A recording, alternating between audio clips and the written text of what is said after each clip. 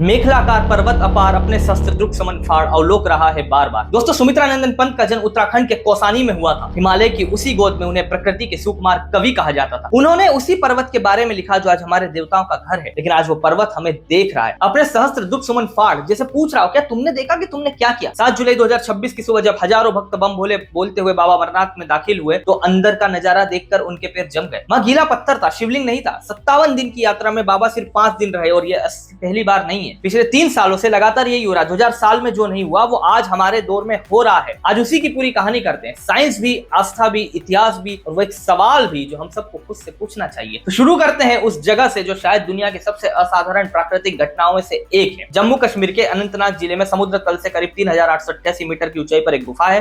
हर सर्दियों में उस गुफा की छत से पानी की बूंदें टपकती है। ठंड इतनी होती है कि हर बूंद गिरते ही जम जाती है। बूंद के ऊपर बूंद, बर्फ के ऊपर बर्फ, कोई साचा नहीं, कोई कारीगर नहीं, बस ठंड और पानी और महीनों की प्रकृति। और उस पूरी प्रक्रिया में नीचे से उठती एक शिवलिंग की आकृति। यही है हमारे बाबा बर्फानी। और ये माना जाता है कि ये शिवलिंग चांद के साथ घटता बढ़ता, यानी पूर्णिमा पर पूरा होता, अमावस पर छोटा हो जाता। ये लाइन याद रखिएगा, आगे यही लाइन बहुत जरूरी हो जाएगी। ये वही गुफा है जहां शिवजी ने माता पार्वती को अमर कथा सुनाई और वो कथा इतनी गोपनीय थी कि रास्ते में सब कुछ पीछे छोड़ दिया था। नंदी को छोड़ा, जटाओं से चांद को उतारा, गले के सर्पों को छोड़ा, अपने पुत्र गणेश जी को भी महागुनस पहाड़ पर पीछे छोड़ दिया। जरा सोचिए, जिस जगह के लिए भगवान ने इतना कुछ छोड़ा वहां हम क्या लेकर पहुंच गए। लेकिन इससे पहले इस गुफा का पूरा इतिहास सुनना जरूरी है, क्योंकि इतिहास ही बताता है कि जो बात 2000 सालों में नहीं हुई वो हमारे दौर में क्यों हो रही है। कश्मीर के सबसे बड़े इतिहास ग्रंथ राज तरंगिणी में लिखा है कि उस दौर के राजा संधिमान ने गर्मियों में पहाड़ पर बनने वाले बर्फ के शिवलिंग की पूजा की थी। यानी ईसा के समय में भी बाबा वहां थे। 6ठी सदी के नीलमत पुराण में अमरेश्वर का साफ जिक्र है। 15वीं सदी में कश्मीर के सुल्तान जैनुल आबदीन, जिन्हें कश्मीरी प्यार से बादशाह कहते हैं, खुद इस गुफा की यात्रा पर गए थे। एक मुसलमान सुल्तान बाबा बर्फानी के दर पर। अकबर के दरबार की किताब आइन अकबरी में भी इस यात्रा का जिक्र है।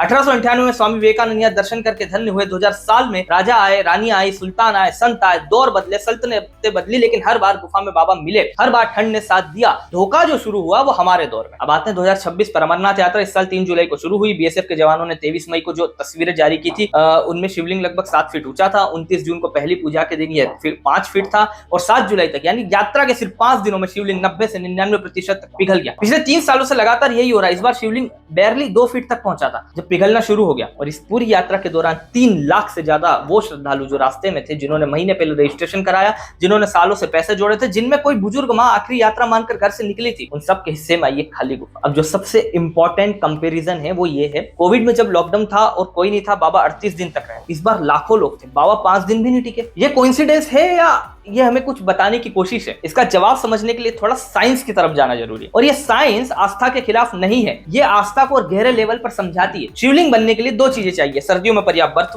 बर्फबारी और गुफा के अंदर लगातार कड़ाके की ठंड। इस बार दोनों में कमी रही। जी न्यूज और ग्राउंड रिपोर्ट की रिपोर्टिंग के अनुसार इस साल जम्मू कश्मीर में बारिश और बर्फबारी 65% कम हुई। जनवरी के पहले पखवाड़े में श्रीनगर समेत कई जिलों में बर्फ का एक फाहा तक नहीं गिरा। और एक्सपर्ट्स ने कंफर्म किया है कि ये लगातार 7वीं सर्दी थी जब बर्फ ने कश्मीर से मुंह मोड़ा। क्लाइमेट साइंटिस्ट कहते हैं कि हिमालयन रीजन ग्लोबल एवरेज से तेज गर्म हो रहा है। और ये सिर्फ बाहर की गर्मी नहीं है। पीक डेज में 13,000 से 20,000 श्रद्धालु एनक्लोज्ड केव में एक ही दिन में जाते हैं। लाखों शरीरों की गर्मी, हजारों गाड़ियों और जनरेटर्स का धुआं, लंगरों की आंच, ये सब उस इलाके में हो रहा है जहाँ शिवलिंग की जान ही ठंड है। और एक और बात जो भीड़ पीछे छोड़ती है वो है कचरा, प्लास्टिक बॉटल्स, पैकेट्स, पॉलीथीन। विज्ञान की एक इंटरेस्टिंग बात यह है कि साफ चमकती बर्फ धूप को आईने की तरह लौटा देती है, लेकिन जिस बर्फ पर धूल और गंदगी जम जाए वो धूप को सोख लेती है और तेजी से पिघलने लगती है। यानी हमारी फैलाई गंदगी भी सीधे बाबा को नुकसान पहुंचा रही है। ऊपर से इंफ्रास्ट्रक्चर का बोझ अलग है। 20 साल पहले जो पतली पगडंडियां थी वो आज 12 फीट चौड़े रास्ते बन गए हैं। लंगर्स और जनरेटर जो पहले नीचे के पहाड़ों तक सीमित थे वो गुफा के बिल्कुल पास पहुंच गए हैं। और अब रोपवे को मंजूरी मिल चुकी है।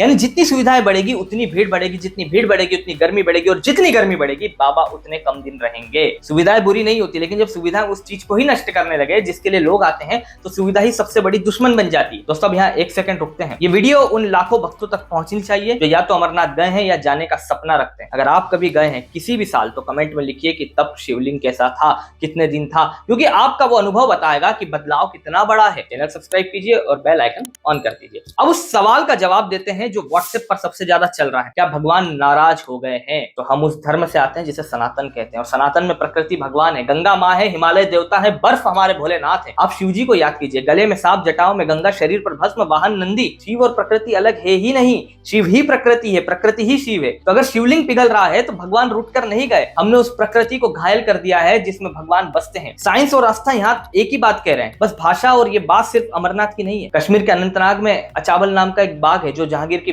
बेगम नूरजहां ने बनवाया था। इसमें एक चश्मा था, एक प्राकृतिक झरना जो 400 साल से लगातार बह रहा था। मुगलों का दौर देखा, अंग्रेजों का राज देखा, हर जंग देखी, और फिर एक सुबह पानी नहीं आया। माली ने पहली बार वो नजारा देखा जो 400 साल में किसी ने नहीं देखा था, और वो नजर था सूखा पत्थर। केदारनाथ 2013 हम भूले नहीं, जोशीमठ की दरारें हमने अपनी आंखों से देखी, और अब पिघलता बाबा बर्फानी। पहाड़ बोल रहे हैं, कभी सैलाब बनकर, कभी दरार बनकर, कभी 5 दिन में गायब होते शिवलिंग बनकर। सवाल ये नहीं है कि पहाड़ बोल रहे हैं या नहीं, सवाल है कि हम सुने कब। इस पूरी कहानी से 4 बातें निकलती जो सिर्फ अमरनाथ के बारे में नहीं बल्कि हम सब के बारे में है। पहली बात यह है कि हर पहाड़ की, हर इकोसिस्टम की एक कैरिंग कैपेसिटी होती है, एक झेलने की ताकत होती है। जब वो लिमिट पार होती है, प्रकृति अपने तरीके से जवाब देती है। ये रिस्पॉन्स आपदा के रूप में आता है या धीरे धीरे किसी पवित्र चीज के पिघलने के रूप में। केदारनाथ 2013 ने यही दिखाया, अमरनाथ 2026 भी यही दिखा रहा है। टूरिज्म और श्रद्धा दोनों तब सस्टेनेबल हैं जब प्रकृति के लिमिट्स का सम्मान हो। दूसरी बात यह है कि साइंस और आस्था कभी एक दूसरे के दुश्मन नहीं रहे, हमने उन्हें बना दिया। पेड़ों की पूजा होती थी क्योंकि वो ऑक्सीजन देते हैं, नदियों को माँ कहते थे क्योंकि वो जीवन देती है, पहाड़ों को देवता मानते थे क्योंकि वो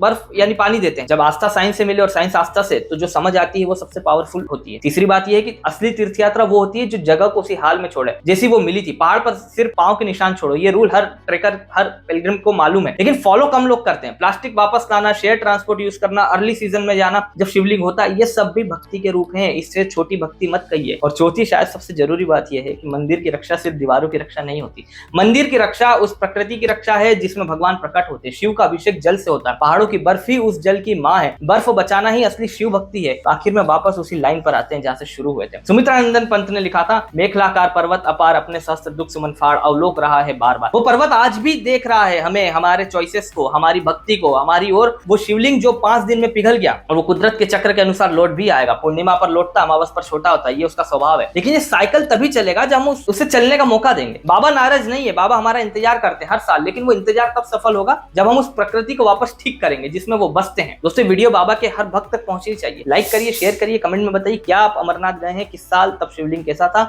और एक सवाल, दर्शन आसान होने चाहिए या बाबा बचने चाहिए? ये सवाल आपका जवाब मांग रहा है। चैनल सब्सक्राइब करिए, बेल आइकन प्रेस कर दीजिए। एक नए वीडियो के साथ आप सभी से जल्द मुलाकात होगी। धन्यवाद। जय हिंद, जय बाबा बर्फानी।